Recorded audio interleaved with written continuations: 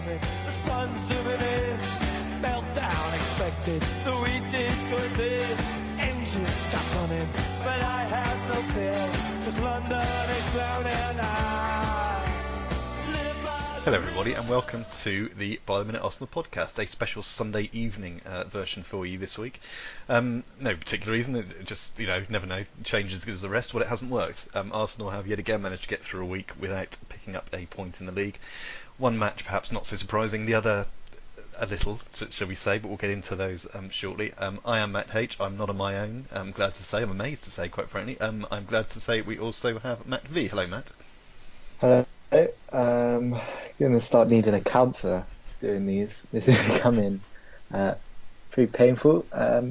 Try and think of something different to say after yet another defeat, but try and get through this. Well, we there's a couple of things there. One is Arsenal do seem to find interesting different ways of disappointing, although Yes. it all comes back to the same thing in the end, of course.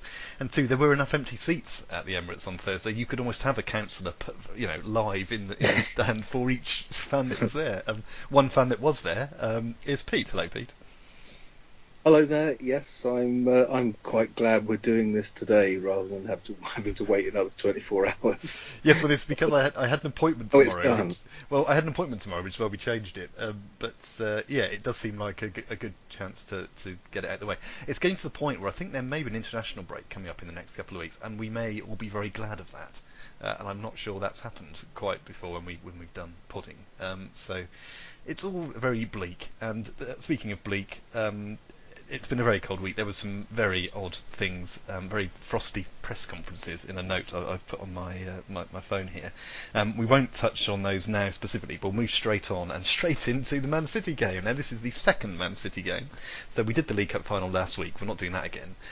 Although there is going to be some echoes, I think it's safe to say, because Arsenal played Man City at home in the league on Thursday night, just gone.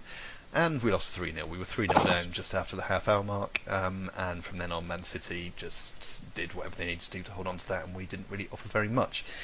We'll stick to the vague structure that we've had over the last few pods, just so we can. We'll stick to a structure rather than what we tried to do last week, just so that we can stick to a system and at least know what that system is, which is more than the Arsenal team seem to do. We'll start with Pete. Pete, just on the basis that you were there along with the other 58,500. Although, of course, we know it was far closer to about half that. Welbeck started. I'm looking at the team news here. Anything to say about that, or anything else in terms of how we set out our stall for this one, knowing that it was obviously going to be a difficult match anyway? No, I mean, I think we pretty much played the strongest team we could on Thursday, and it was disappointing to be there. But as you say, I was one of about the 50% of people who did turn up, and I actually would disagree with what you said. I think it was a very different game from Sunday.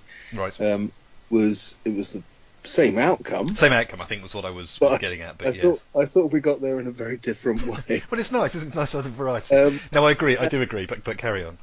And despite absolutely freezing to death in a bitterly cold wind in my lonely seat at the top of the West Stand, I actually did think that it was more entertaining and that Arsenal showed more endeavour, and they didn't get anything out of the game and didn't even get the consolation goal that would have been nice to see. And I think for me that when the penalty that we were awarded, that we failed to score, didn't go in, that's when I began to feel pretty miserable about the thing, because I think we deserved something out of that game, even if it was only a goal. It wasn't much. I mean, you're right to note there was a big difference. We were better, I think it's safe to say, but so was City. I mean, than they'd been on Sunday. They were in that first half. They were, I think, almost untouchable. Yeah, I mean, they were very good, and again, it was another difference to Sunday, because they didn't have to do a lot to beat us on Sunday, and they did on what day was it? It was Thursday, wasn't it? It all blurs into one, and they did it very well. And hapless though we were, we weren't as hapless as we were on Sunday. So I felt somewhat better about it. It's faint praise, isn't it? But it is praise, so we'll take that. Matt, let's go to you then. What about let's get into perhaps not each goal specifically, but there were some quality goals there from City. And but did you have anything to say about the team, the way we set up, or just get on with the disappointing first half hour?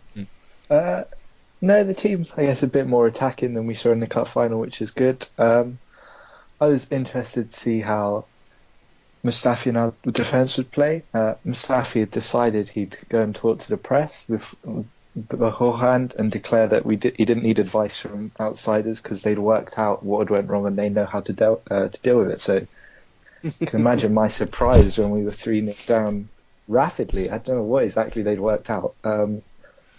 It wasn't that we didn't try this game. It was just that they were so much better than us.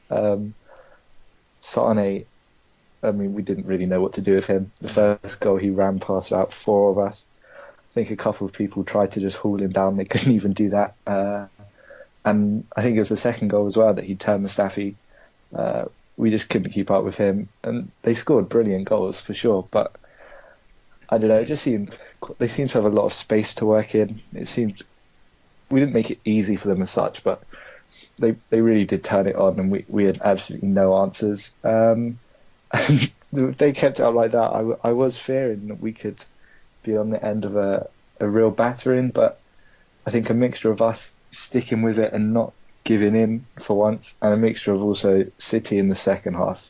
I think they just took it as a training session. They didn't really try. So I agree with Pete. Obviously, we lost again, but it was heartening to see us at least try. Unfortunately, City decided they were going to be a lot better than they even were in the cup final. I like the fact that we do try and be relatively optimistic on this pod, and even though I think we all know that this is that we're coming to the end of an era, should we say, for want of a better phrase, and we're getting to the point where stuff has to happen in the summer, if not before, in order for us to be competitive in the future. We're still looking for those positive bits and pieces, and I think you're right. I agree with both of you. I think there were some. I agree though that Sane, whilst he's an excellent player, he just waltzed through our defence for that first goal. He was out on the touchline. He should have been able to be contained, however good a player he is, but it didn't happen, and there he was. We won't go through each of their goals. We don't need to. It would be nice to go through some of our goals, except we only have one to talk about this week, which we'll come on to later. The penalty opportunity that we had in the second half. Now, as I think Pete was alluding to, it probably wouldn't have changed the outcome. But I could tell, maybe it's me, I could tell it wasn't going to go in. There was something about the approach. There was no confidence in that. No, I quite agree. I was looking at him thinking, I hope he's feeling more confident than I am, because looking down thinking, not a chance. Which you don't would be the minimum, really, of a striker that we paid a hell of a lot. I'm not blaming him for all our problems, but you hope he had a bit of confidence. I was also looking around and saying, well, who else could take it? You can't trust Ozil to take a penalty. You've seen him miss loads already. Who else was there that you would trust? And I just realised there was no one. And Aubameyang was the only person that you could possibly send up there to take that penalty. And, unfortunately, he demonstrated that he didn't have any confidence in his own ability. Does anyone know anything about his penalty scoring record at Dortmund? When the game was on the telly, and you have to excuse me if I've got this wrong, they did that little graphic where there's little dots about where he has scored and little dots where he's missed. And I think it was sort of in favour of scoring by about 3-to-1 ratio, as it were. But I don't have any figures. I say I wasn't particularly hopeful anyway. So that's not great though, is it? Because it should only be about 1 in 5 penalties that are saved or something. Well, I think there weren't very many that were taken, which I found interesting. And I didn't see the timescale, so this is all very much slightly gossipy because I can't quite remember the details. But I'm sure we can look into it at some point. But yeah, whether he'll get another chance, I don't know. You make a good point though. I'm looking at the team now, and yeah, that no one there jumps out at me as someone who could take the penalty. One of those where, like I said before, what you really need is the captain to say, "I'm the captain. I'm going to take this. I don't care if I miss it." It's like I'm always very annoyed for Tony Adams for not stepping up for England in the penalty shootout that I've now forgotten which one it was. just as captain to say, no, I'm going to take this. I'm going to take one of these 5. Because, who else? Xhaka maybe is the only other one. He could at least hit it very hard with his he might ask for it to be moved back out of the area somewhere, though. That would be the only thing I could think of. But no chance. It's so we can't save penalties, and apparently we can't take them. Interesting point. Matt, let's come to you then. Any thoughts on a penalty, if you like, or anything else in the second half? I think we've alluded to how it all ended up, and I'm going to come back to Pete for something in a minute about this, but it all ended up being very depressing. No substitutes made by Arsenal. There was quite a lot of made by that. The manager seemed to be, I don't want to say clueless, because that gives slightly the wrong impression, but giving up, for want of a better word. Yeah. I mean, can't hugely blame him. We have a lot of dross on that bench. I imagine he looked around and just thought, no, it's going to make no difference. The penalty, it wasn't a confident run-up, was it? He sort of shimmied, Aubameyang sort of shimmied up for the penalty pretty straight on. Didn't look like he was going to score. I think they said now Ederson saved more penalties than Czech at the Emirates. It's 1-0. I don't know how we've managed to destroy Aubameyang's confidence when he's been here for about 10 minutes. It was quick work, wasn't it? We got into that quickly. At least Lacazette we took a few months, but Aubameyang wasted no time at all. And that really was depressing, because I don't think we would have come back, but it would have at least made it vaguely exciting. But as it was, the game just petered out. There was no point. I mean, we could have made some subs just to at least save some people for Sunday, but it was such an uninspiring bench. Really Can I read the bench? Yeah, I've got it in front of me, but please, go on. Ospina, Chambers, Holding, Elneny, Maitland-Niles, Iwobi and Ketia. There's no one there you think, with and they've all got their talents, shall we say, but there's no one there who you think can come on and change the game, although, as we'll come to later on for Sunday's game, Nketiah and Iwobi were tried for different amounts of time then. So my argument would be, if they're not good enough, they shouldn't be on the bench, although maybe there's a deeper argument here, which is that we just don't have the resources at the moment for whatever reason, and maybe that's the issue. Pete, to come back to you for a second, if I may, there was a lot made about this idea of the atmosphere, and I'm not just talking about it at the start now, and the fact that there were lots of empty seats. Did it get worse was it resignation? Was it acceptance? Was it just, we've seen this all before, as things got towards the end? And how many people were still there at the end? Yeah, I mean, it was better than the cup final for staying. I mean, I stayed right to the very end. But there were so few people that it didn't matter to stay to the end, because there was no queues or problems getting out of the ground anyway. It was the atmosphere. Well, there was.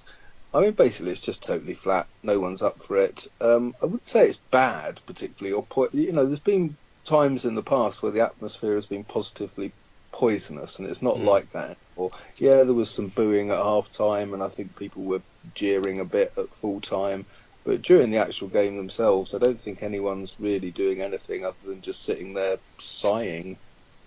Which says something in itself. Matt, your thoughts on that, given you like me, you're watching it on the telly, I assume. It's because it's been going on for so long, isn't it? The crowd are just sort of, they're just waiting for change, and and fear that it's not going to happen. Or I don't know. Any thoughts you have on that aspect? Yeah, of things? It's just a general apathy, I guess, that change is going to come soon enough. But it doesn't seem to matter how bad it gets. Nothing's going to change sort of right now. So just sort of ride it out. Wait for this season to be done as soon as possible. Don't think anyone can really be bothered to get angry anymore. Even Gary Neville couldn't be bothered to just moan about how cold he was. He did start with a little bit about how empty the place was, but he didn't seem to be blaming the fans again. He seemed to be saying, essentially, why should they come? And of course, the weather did play a small part in that, but not as much as it might have done on another day. Yes, there was the shot of him and Martin Tyler, wasn't there, all wrapped up in their coats, and then they were having a real laugh at Yaya Toure, who looked so unpleased about having to play the last 10 minutes. He was furious. Yeah, I liked that. I liked a bit of comedy, because obviously Arsenal had given up by then, and there was only a few minutes left. Yes. Right. Well, let's move on. We've had quite enough of enjoyment. I've been made to appreciate, I should say, Man City's excellent football. I don't want to have to enjoy it anymore. Let's move on, but before we get to today's performance, and I use the word performance advisedly, I was just going to, I'll come to you in a second, but I was just going to do one mention of this leak about a team meeting that took place, and if I remember rightly, between the two Man City games. Matt, did you? I know you've sometimes looked on these things before. You've brought them to my attention. I happened to see it this week. This idea that there was a team meeting where it was just the players, they got together. Any thoughts on this? First of all, why, if they have a private team meeting, why does it then appear in the press? It's like they're trying to make excuses for themselves or defend themselves, as it were. Yeah.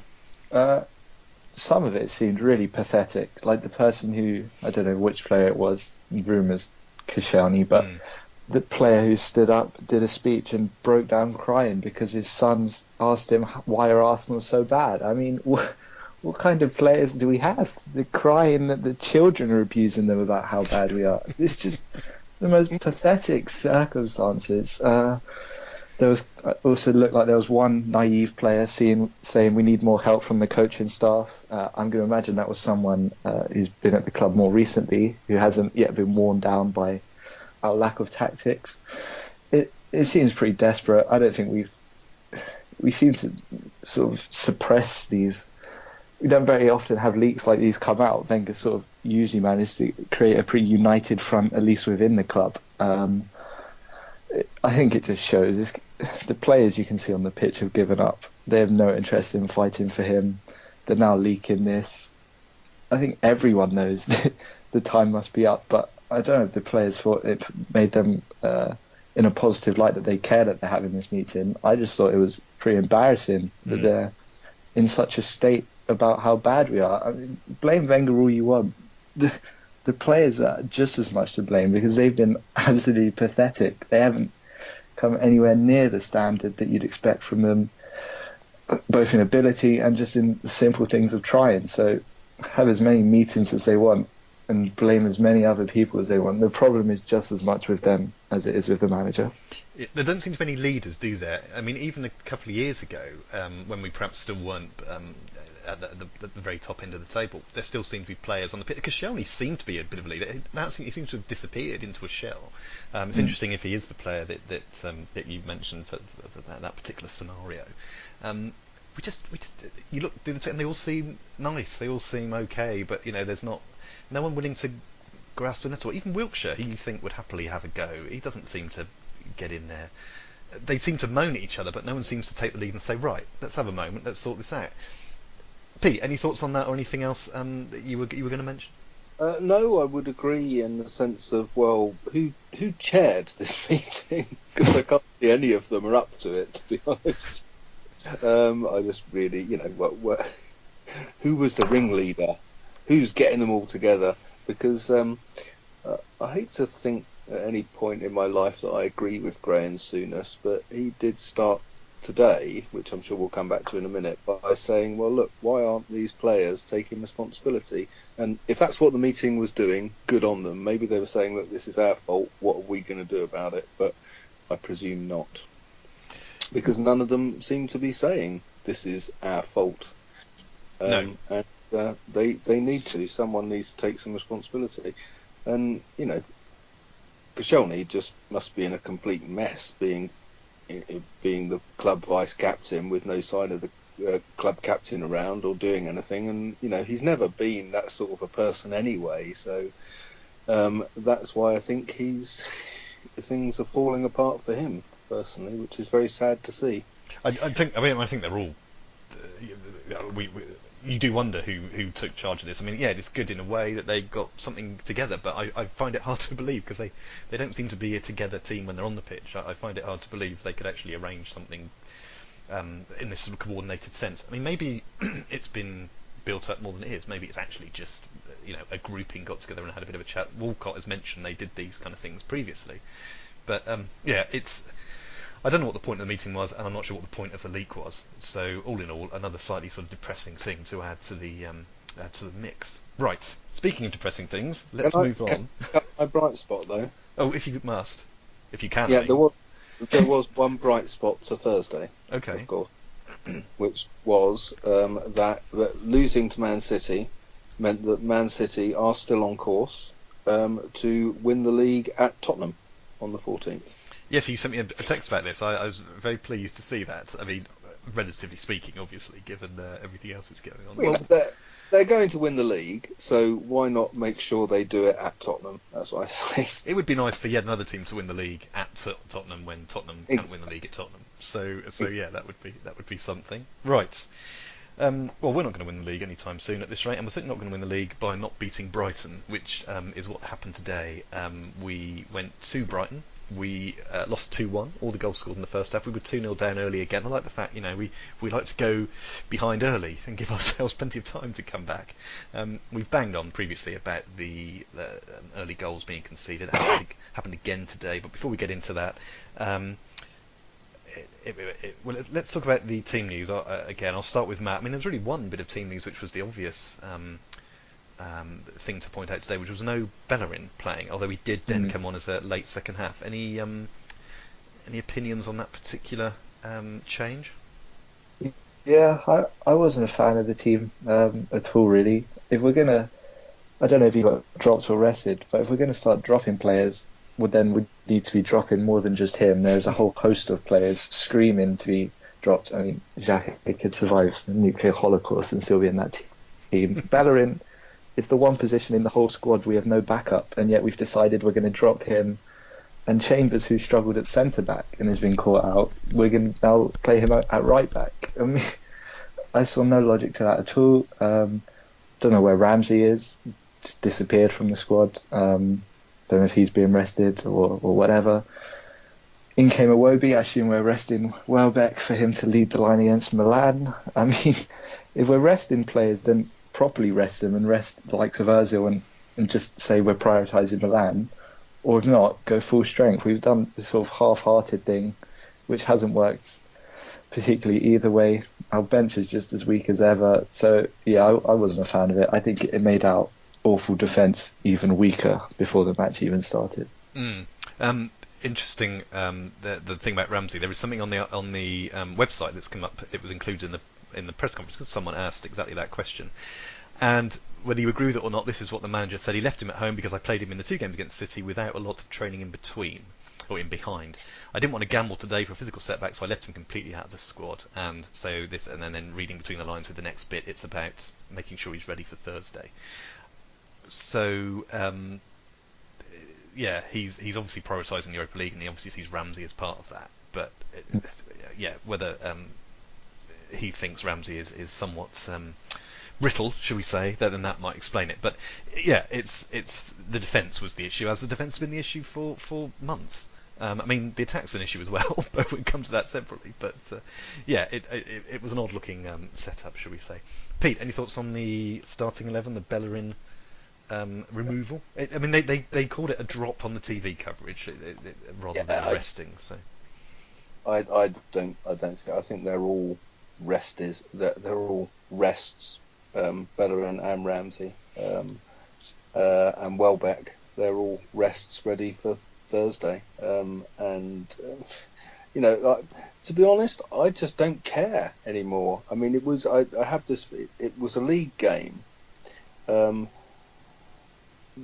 What really advantage would we have gained by winning? I mean, I know it's miserable to have lost, but other than that, other than saving us the misery of losing again, we're not going to get 4th place in the league.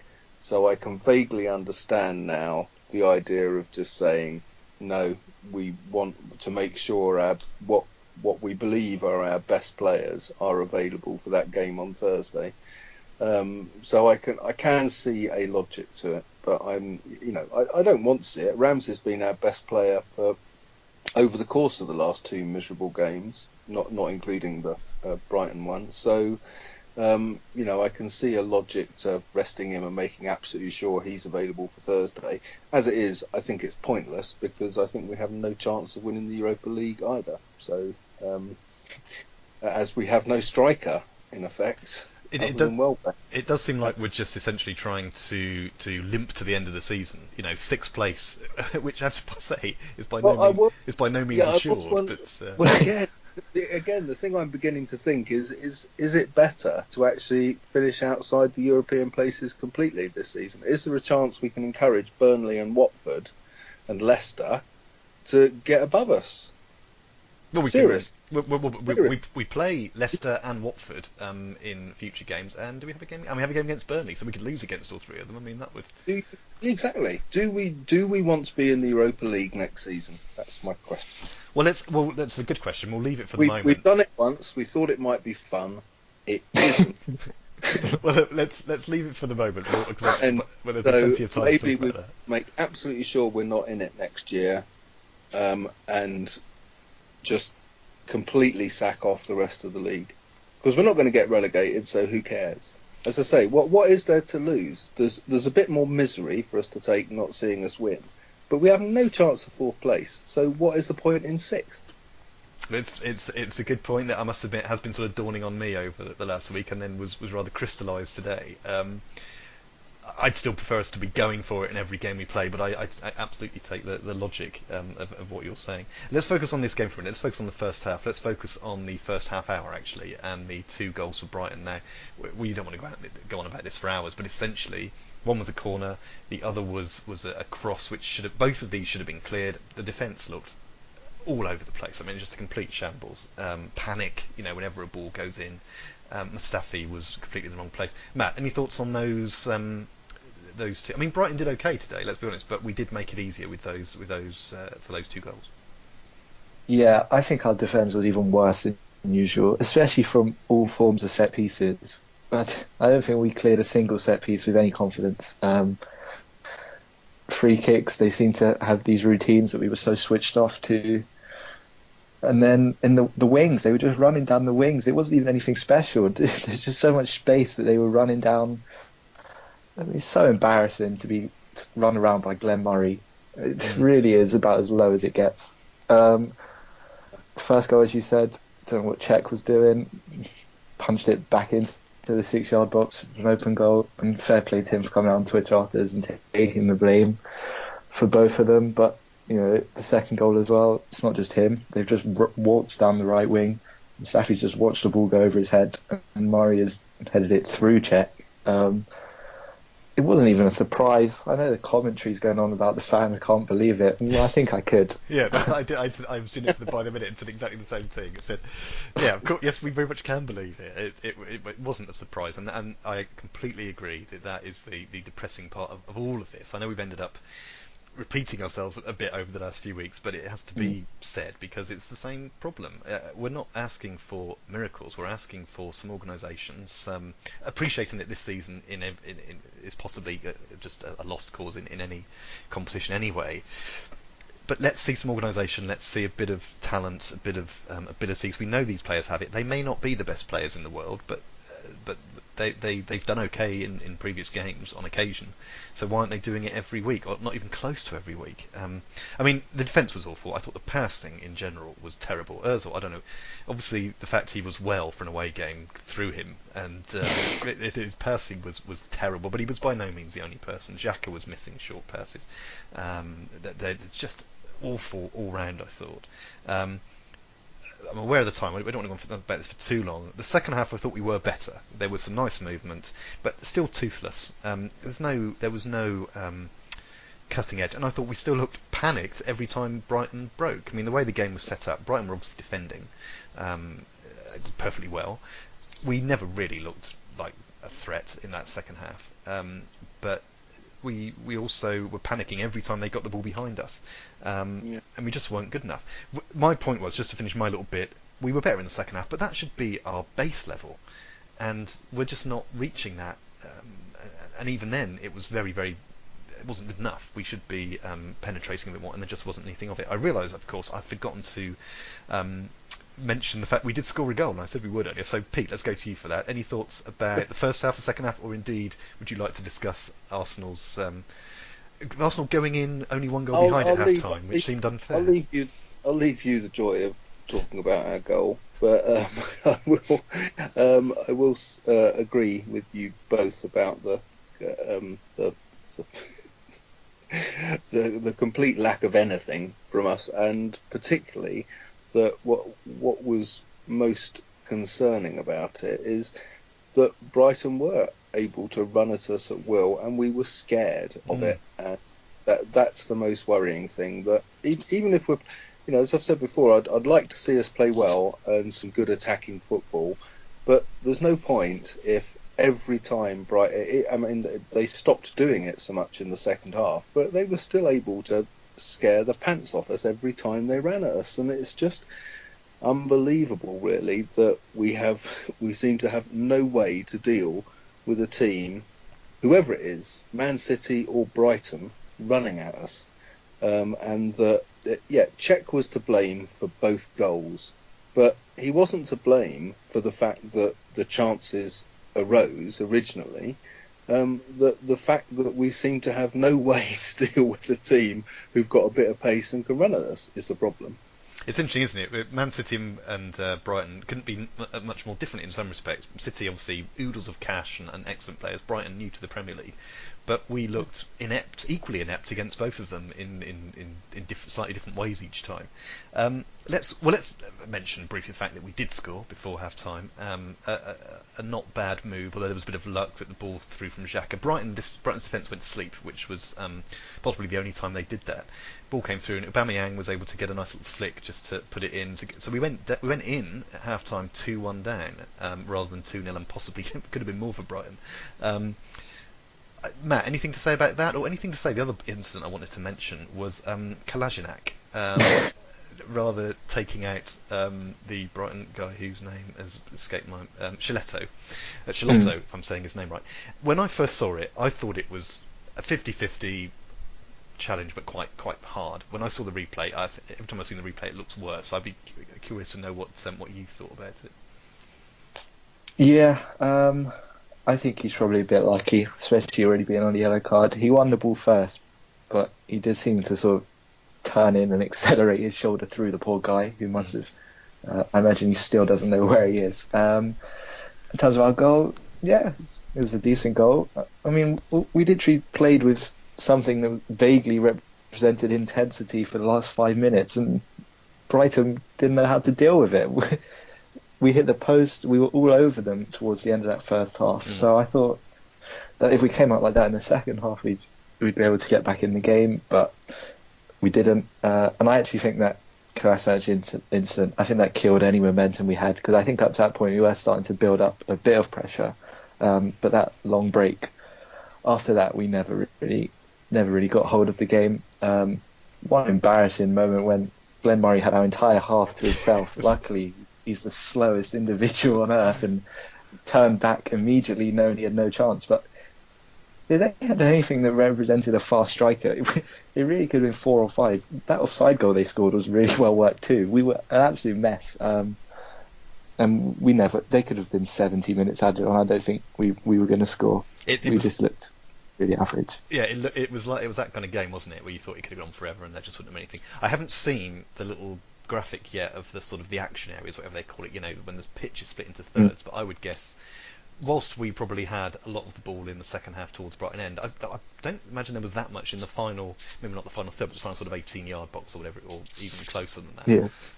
It did nothing impressive there at all. Well, look, we'll leave that there, unless either of you have anything else to say about it. Pete, anything else to add about today's game? No, I'll just agree about Kolasinac's challenge that, well, it was pretty cowardly, wasn't it? Certainly deserved at least yellow, and not nice to see from an Arsenal player. If it had been the other way, we wouldn't be happy. That's a good way of thinking about it, and I suppose we got our own sort of punishment by it, because I think Matt's absolutely right. That did sort of kill the decent sort of quarter an hour, whatever it was we'd had. Yeah. We did that punishment for it, because it wasn't great and not nice to see from one of our players. All right, well, let's leave that game there. Another 2 defeats this week. I'm going to mention the league table. I'm not going to look at the top 4. I'll mention we're 13 points behind Spurs, who are in 4th place. We are 5 ahead of Burnley, who are in 7th, while we're in 6th. interestingly, us and Chelsea have both lost 4 of our last 5 league games, so the top 4 do seem to be pretty much set now. I know there's still 9 games to go, but we both need, I mean, not even us, Chelsea would need a hell of a change in fortunes to get their way into that. So we're 5 ahead of Burnley, we are 8 ahead of Leicester, and we are 9 ahead of Watford. So there we go. I think we've said enough about that kind of thing, so let's move on. Right, let's look ahead. Just on the Come on, hope Burnley. the hope that it might be better looking ahead than looking back. The predictions then. Me and Matt both got points for saying that Arsenal would lose to Man City. Pete's optimism was not rewarded. And none of us got any points for the Brighton result because we all thought Arsenal could win or at least get a draw, but they couldn't even do that. So there we go. Right, 2 games coming up this week, and they are quite different in terms of their the opponents, should we say. On Thursday at 6 o'clock our time, we have our first leg against Milan in the Europa League last 16, whatever it is we're in now. I think it's last 16.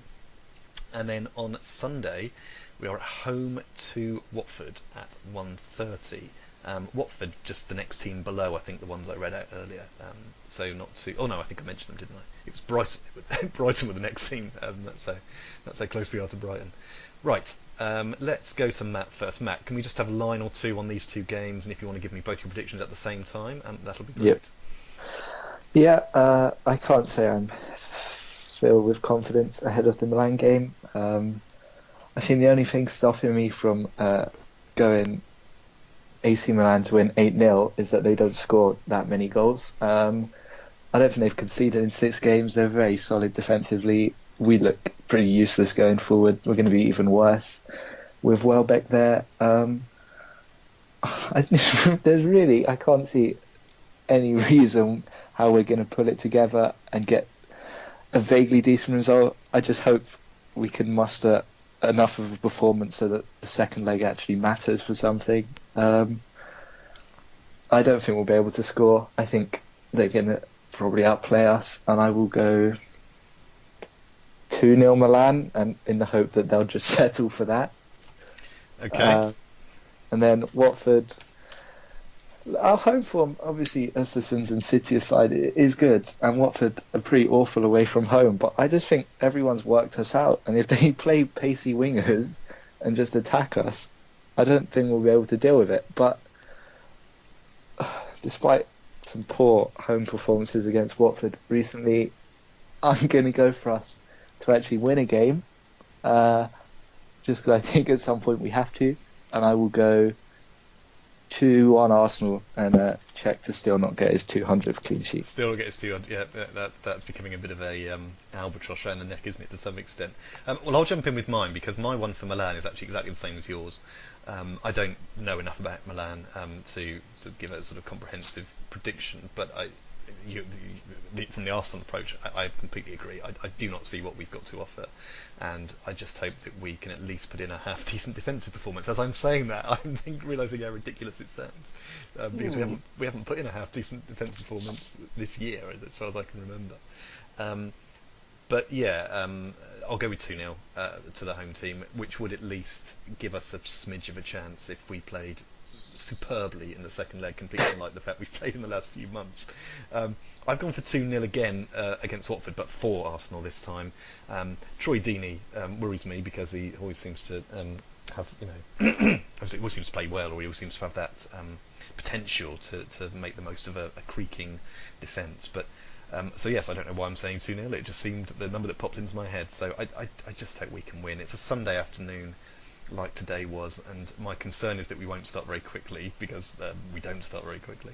But I'm hoping that maybe Watford will not do the same as Brighton did today. So that's my prediction for that one. Right, Pete, Milan and Watford, if you please. I will. I totally agree with you both that we're not going to be able to score against Milan, and we're more likely than anything to just get taken apart. But I will be hopeful in my prediction, and slightly more hopeful than you, and I will say 1-0 Milan. Okay. Right. and Brighton then. Sorry, not Brighton, Watford. Watford. Well, as I say, because even though I'd quite like us to lose that game, to Watford get above us, I think we will almost certainly annoy me even more by winning it 2-1. I mean, our home form, despite the Man City loss, we have been.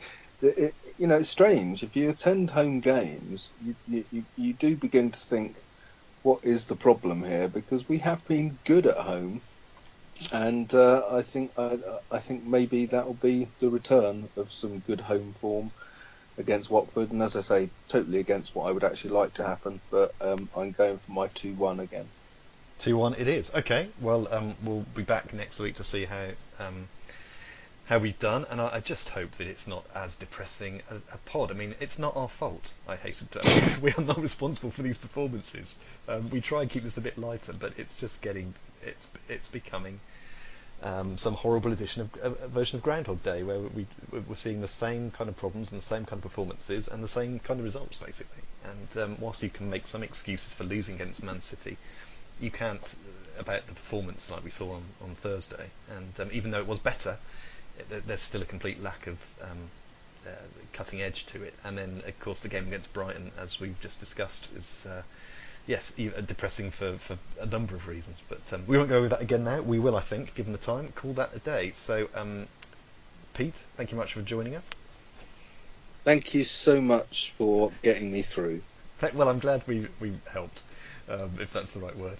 Matt, thank you very much for your time too. Thank you. We had 2 podcasts in a row talking about 2 losses each. Hopefully next week we'll have at least 1 win to enjoy. 1 win or maybe more than 1 goal would be nice. But again, I'm not hugely confident, despite my predictions. I make my predictions with a slightly optimistic hat, although I've still got us losing in Milan. But when it comes to it, I sit and watch the start of the game, and the fear grabs hold, and then you're in trouble. Anyway, thank you both for your time. Thank you for listening, everyone, and we will be back at some point next week. Take care. Bye bye.